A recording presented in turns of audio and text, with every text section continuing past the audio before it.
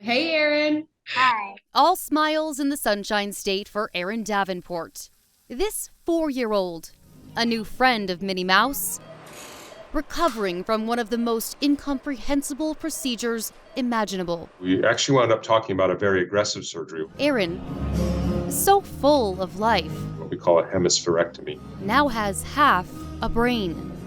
That means the whole hemisphere, the whole side of the brain, is either removed or disconnected. Dr. Jeff Ogeman, Chief Medical Officer and Professor of Neurosurgery at Seattle Children's, says this is a surgery done at his hospital only about 10 to 15 times a year. This is Shevlin Park. But Erin was a strong candidate.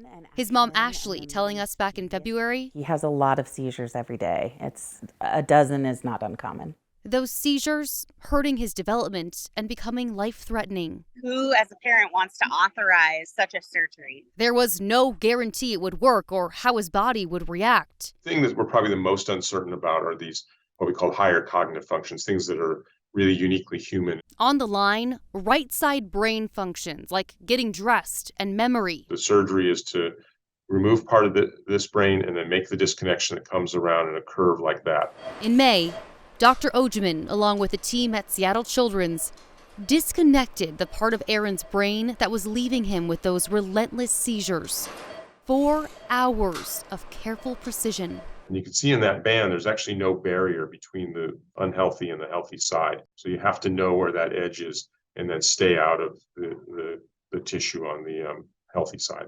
How are you feeling about his progress? I think Aaron recovered extremely well, and his recovery showed that it was a good decision, but also that it really is the case that the young brain can do a lot of things and recover very well. What Dr. Ogeman is saying is, even though half the brain may be gone, it doesn't mean half the functioning is lost.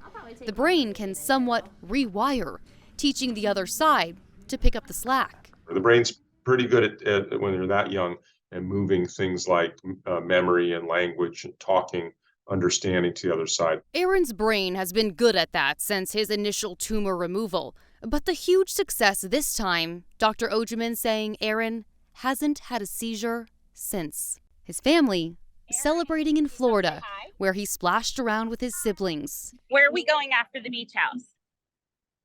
Disney! And took his Make-A-Wish trip in Florida. Just tell me what that feels like. Oh, it's such a relief. The anxiety that I experienced prior to that really significant surgery is unbelievable. And to now see him and see how happy he is and enjoying life is really fulfilling.